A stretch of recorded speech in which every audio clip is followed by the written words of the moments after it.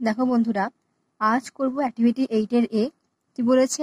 Suppose you spend a moonlit night in a forest guest house, write a paragraph of about 80 words on your experience. ধরো তুমি কোনো একটা চন্দ্রালোকিত রাত্রে ওটা guest হাউসে কাটিয়েছিলে, তো তোমার সেখানে কিরকম লেগেছিল তার উপরে তোমার 80টা শব্দের মধ্যে একটা প্যারাগ্রাফ লেখো।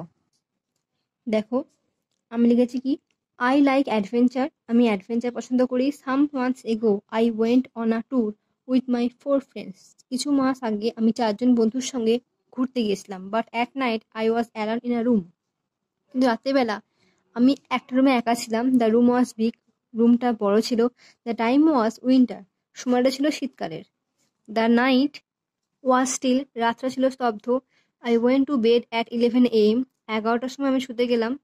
সরি, এখানে পিএম হবে, এটা পিএম হবে। রাত 11টার সময় বিছানায় গেলাম শুতে। In the middle of the night I suddenly hard some scary sounds, মাঝ রাতে আমি হঠাৎ কিছু অদ্ভুত ভয়ঙ্কর শব্দ শুনতে পেলাম। As I was totally alone, যেহেতু আমি পুরোপুরি একা ছিলাম, আই ওয়াজ ভেরি স্কেয়ার্ড, আমি খুব ভীত ছিলাম আর কি।